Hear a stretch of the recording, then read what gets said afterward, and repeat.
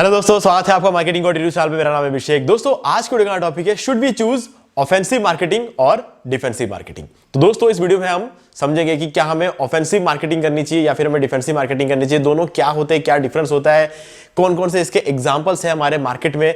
ठीक है, ये सब चीजें हम समझने वाले हैं और उसके बाद हम डिसाइड करेंगे कि हमारे लिए कौन सा अच्छा रहने वाला है। ठीक है गाइस, तो इससे पहले वीडियो को स्टार्ट करें, अब जल्दी चैनल को सब्सक्राइब, बेल आइकन को प्रेस, क्योंकि वक्त की मांग है। ओके गाइस, तो जब हम मार्केटिंग करते हैं तो हमें ऑफेंसिव मार्केटिंग करनी चाहिए या फिर हमें डिफेंसिव मार्केटिंग करनी चाहिए। ठीक है, तो उसके लिए हम समझते हैं कि ऑफेंसिव मार्केटिंग क्या होता है और डिफेंसिव मार्केटिंग क्या होता है। सबसे पहले समझते हैं ऑफेंसिव मार्केटिंग क्या है। गाइस देखो, ऑफेंसिव मार्केटिंग देखा जाए तो थोड़ा सा डिफिकल्ट वे ऑफ मार्केटिंग है। ठीक है, और कहीं केसेस में आप मान के चलो कि 99% केसेस में आपको सक्सेस मिलेगी।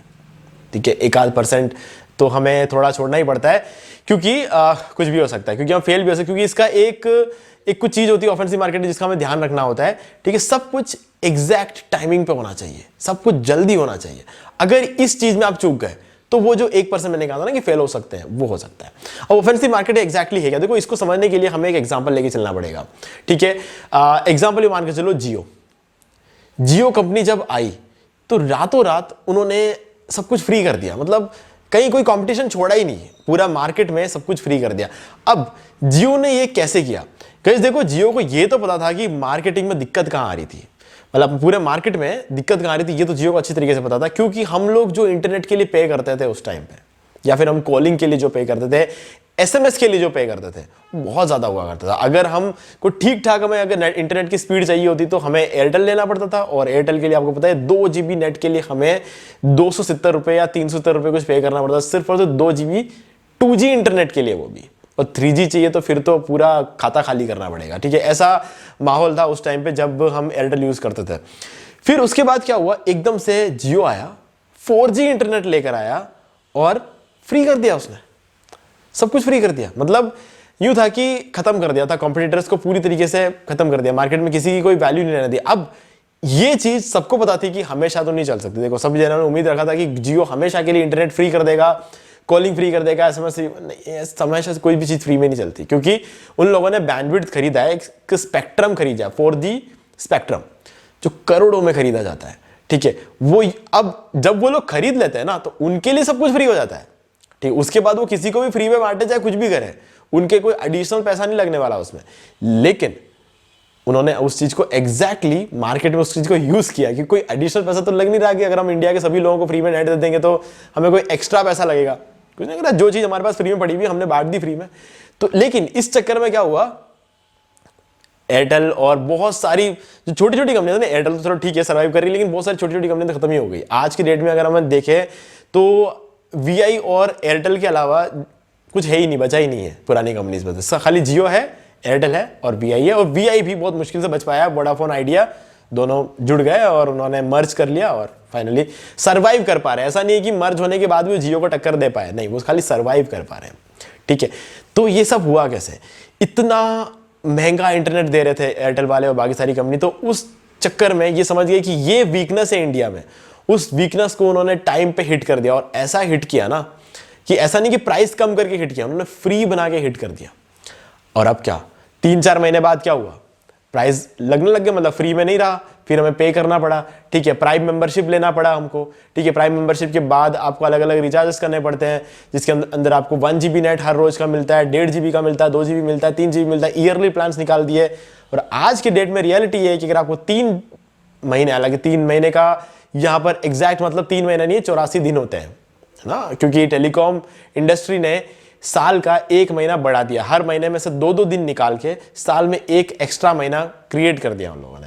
ठीक है, ये भी एक अलग ही स्ट्रैटेजी थी। खैर चलो, ये तो हम कुछ कर नहीं सकते इसमें, लेकिन हाँ हम यूं कह सकते हैं, एक बार मान के चलते हैं कि 3 महीने के लिए 666 रुपए, और कंपनी बेनिफिट में, आज प्रॉफिट में कमा रही है कंपनी। ठीक है, इतने कम प्राइस में भी वो प्रॉफिट कमा रही है, पहले भी कमा रही थी, जब वो इससे भी कम प्राइस में तब भी प्रॉफिट कमा रही थी। लेकिन क्या है कि चीजों की प्राइस क्या बढ़ती रहती है ना, क्योंकि कंपनी को अपने एम्प्लॉयज का इंक्रीमेंट करना पड़ता है। ठीक है, बहुत सारी चीजें होती है। खैर वो आगे 5G स्पेक्ट्रम खरीदना है, बहुत सारा खर्चा आने वाला है, तो मतलब इसलिए वो सब चीजों के देखते हुए कंपनी प्राइस बढ़ाती है, तो बढ़ाया और प्रॉफिट में। लेकिन आज भी अगर हम देखें ना, इंडिया में इंटरनेट सबसे सस्ता मिलता है। हाँ, इसके पीछे एक रियलिटी और है कि मतलब यार देखो इंडिया में हमें नाम का 4G मिलता है, 4G क्या 3G स्पीड भी नहीं है ये, दूसरे देशों में अगर जाए ना 3G भी इससे फास्ट चलता है, ठीक है। खैर हमारे लिए से मैटर नहीं करता। कहने की बात ये कि ऑफेंसिव स्ट्रैटेजी थी ये, दूसरों की कमजोरी ढूंढो और रातों रात अटैक कर दो, खत्म, सारा मार्केट खत्म हो गया, ठीक है। और आज के डेट में अगर एयरटेल और वीआई नहीं होते ना तो जियो की मनमानी चल रही होती है हमारे में। तो ये या इन्होंने यहां पर जो स्ट्रैटेजी यूज की, इसको हम कहते हैं ऑफेंसिव मार्केटिंग, कि आप दूसरों की कमजोरी ढूंढो और वहां पर अटैक करो और अपना कब्जा जमा लो वहां पे। तो उन्होंने किया और कर दिया, ठीक है, सक्सेसफुल हो गए। अब ये तो थी बात अंबानी की। हर कोई तो ये चीज कर नहीं सकता कि मतलब आप मार्केट में आओगे, सब कुछ फ्री कर दोगे और दूसरों की कमजोरी को डायरेक्टली हिट करोगे और मतलब पूरा मार्केट कैप्चर कर लोगे, ऐसा तो कर नहीं सकते, ठीक है। तो ऐसे में हमारे पास एक दूसरा ऑप्शन रहता है जिसे हम कहते हैं डिफेंसिव मार्केटिंग। अब डिफेंसिव मार्केटिंग का एक अलग ही सीन है कि यहां पर क्या है ना, आपको जल्दबाजी नहीं करनी है, यहां पर कोई भी चीज जल्दबाजी में नहीं होती। ऑफेंसिव मार्केटिंग में जल्दबाजी करना कंपलसरी है, कंपलसरी रहता है। आपने अगर थोड़ा सा भी वहां पे ढील कर दिया तो क्या होगा, आप दूसरों का पता चल जाएगा और दूसरे उस कमजोरी पे काम करना शुरू कर देंगे, फिर आपने जो भी मेहनत की होगी ना वो सब वेस्ट हो जाएगा। ऑफेंसिव कर रहे हो तो रातों रात करो। आज रात 12 बजे से 500 और 1000 के नोट बंद है, कोई कुछ नहीं कर पाया है ना, सुबह होते होते खेल खत्म हो गया सबका। तो वो वाली जो चीज है ना वो करना पड़ेगा आपको यहाँ पे। तो यहाँ पे भी आपको अगर थोड़ा सा भी लेट कर दे, सबको पता चल जाएगा, मार्केट में खबर फैल जाएगी, एक नई कंपनी आ रही है, वो ये प्लान लेकर आ रही है, ये प्लान के थ्रू हमारी ये बिजनेस को अटैक करने वाली है, और इतने में तो यार देखो सब जने अपना अपना प्लान चेंज कर देंगे और मतलब हमारा जो अभी तक की जो स्ट्रैटेजी हमने बनाई होंगे सब वेस्ट हो जाएगी। लेकिन इसमें एक प्रॉब्लम है ऑफेंसिव स्ट्रैटेजी में, आपका जो सोल्यूशन होगा वो ट्राइड एंड टेस्टेड नहीं होगा। मतलब जियो का नेटवर्क आज के डेट में भी बहुत कम आता है, बहुत जगहों पे जियो का नेटवर्क तो आता ही नहीं है, कम आता है, नेट स्लो है, पेज लोड नहीं होता, बहुत सारी दिक्कतें हैं जियो के साथ। क्यों? क्योंकि रातों रात अटैक किया था ना, ये तो सोचा ही नहीं कि भाई हमारे टावर नहीं है, हमारा इंटरनेट इतना तगड़ा नहीं है, ठीक है, ये सब चीजें उन्होंने सोचा ही नहीं क्योंकि उनको रातों रात अटैक करना था। डेफिनेटली वो उन्होंने प्रॉफिट बनाया, लेकिन हमको एक प्रॉपर इंटरनेट आज के डेट में भी वो प्रोवाइड नहीं करवा पाया। खैर वो एक अलग चीज है। बीइंग ए मार्केटर एक अच्छी स्ट्रैटेजी थी, ठीक है। अब बात करते हैं डिफेंसिव मार्केटिंग। अब देखो डिफेंसिव मार्केटिंग आराम से होता है, मैं आंख बंद करके चलूंगा। अगर मुझे डिफेंसिव मार्केटिंग करनी होगी ना, मैं आंख बंद करके चलूंगा, मुझे मतलब नहीं है मार्केट में कौन क्या कर रहा है, ठीक है, मेरा कंपटीटर क्या कर रहा है मेरे को लेना देना नहीं है, ठीक है, मैं क्या कर रहा हूं बस मुझे उस पर फोकस करना है। मेरे को बस ये देखना है कि क्या मैं अपने मार्केट को अच्छी तरीके से पढ़ पा रहा हूं, मतलब जो लोग हैं मेरे जो कस्टमर्स हैं, ठीक है, या फिर मेरे जो पोटेंशियल कस्टमर्स हैं, क्या मैं उनको अच्छी तरीके से समझ पा रहा हूं। देखो मार्केटिंग का मतलब ये नहीं कि प्रोडक्ट लेके बैठ कर ले लो, इसको मार्केटिंग नहीं बोलते। मार्केटिंग मतलब होता है कि एक प्रोडक्ट जब हम बनाते नहीं है ना, उससे पहले मार्केटिंग शुरू हो जाती है। सबसे पहले कस्टमर्स के नीड्स को समझा जाता है, ठीक है, फिर उसके बाद हम उसके लिए एक प्रोडक्ट बनाते हैं, फिर उसको बताते हैं कस्टमर को कि हमने, तो ये सारा प्रोसेस हमारा चलता रहता है। फिर क्या करते हैं कि हम उसको, उससे पहले हम उसको टेस्ट करते हैं, ट्राई करते हैं, टेस्ट करते हैं, ठीक है, हमारे एम्प्लॉयज के बीच में उसको ट्राई किया जाता है। फिर जब हमें लगता है कि okay now we are ready, तो उसके बाद हम उस प्रोडक्ट को लॉन्च करते हैं, है। फिर जाके हम उसकी मतलब हर तरह की डिजिटल मार्केटिंग, जो हमारे सोर्सेस रहते हैं ना मार्केटिंग करने के, उसके थ्रू मार्केटिंग करते हैं, फिर सर्विस देते हैं, ये सारी चीजें रहती है। तो हम क्या है इसी प्रोसेस में चलते रहेंगे, धीरे धीरे अपग्रेड करते रहेंगे, छोटे छोटे स्टेप्स हम लेते रहेंगे, जिसके थ्रू हम धीरे धीरे अपग्रेड करते रहेंगे, ठीक है। तो इससे अगर हमारे पिछले प्रोडक्ट में अगर कोई कमी है तो वो कमी हम अगले प्रोडक्ट में दूर करेंगे, उसमें जो कमी होगी वो हम अगले प्रोडक्ट में दूर करेंगे। हमें कोई लेना देना नहीं है कि दूसरे क्या कर रहे हैं, हमें कोई मतलब नहीं है मार्केट से। तो ये वाली जो टेक्निक है ये एप्पल अपनाती है। एप्पल को कोई लेना देना नहीं है कि कोई दूसरी company 2 GB RAM, 4 GB RAM, 6 GB RAM, 8 GB RAM, 16 GB RAM देती है, नहीं देंगे एप्पल वाले, इतना नहीं देंगे आपको, ठीक है। कोई कंपनी 108 मेगापिक्सल देती है, कोई 200 मेगापिक्सल देती है, ठीक है, नहीं देने वाले एप्पल वाले, नहीं देंगे वो। क्यों? क्योंकि उनको पता है कि उनके जो कस्टमर्स है वो जो मिल रहा है उसमें खुश है, उनको उस फोन को यूज करने में मजा आ रहा है, उस फोन में उन्हें सारी क्वालिटी मिल रही है, फोन फास्ट है, फोन दिखने में अच्छा है, फोन टूटता नहीं है, वाटरप्रूफ है, सब कुछ तो है फोन में। तो मतलब दूसरों को क्यों देखना? फिर अगर हम में कोई कमी नहीं है तो हम दूसरों को क्यों देख रहे हैं? एप्पल वाले नहीं देखते किसी को, अपनी ही अलग एक अलग मार्केट बनाए बैठे हुए हैं वो, है ना।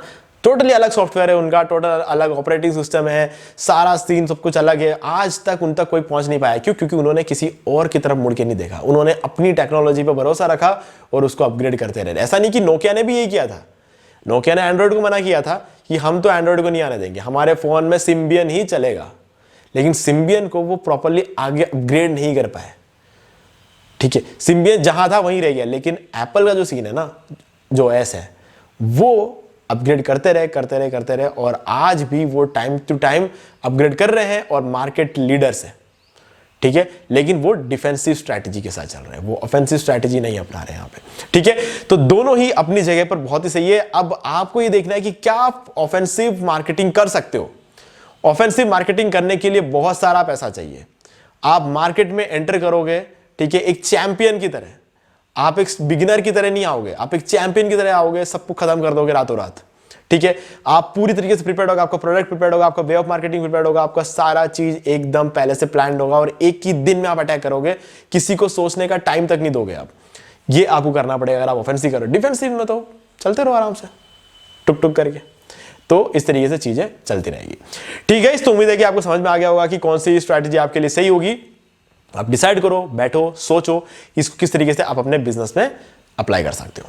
ठीक है, तो अभी देखिए सारी चीजें क्लियर हो गई होंगी। फिर भी आपको कोई भी डाउट है तो हमसे कमेंट करके पूछ सकते हैं और वीडियो को लाइक जरूर कर दो, चैनल को सब्सक्राइब करके बेल आइकन जरूर प्रेस कर ले, क्योंकि ये वक्त की मांग है।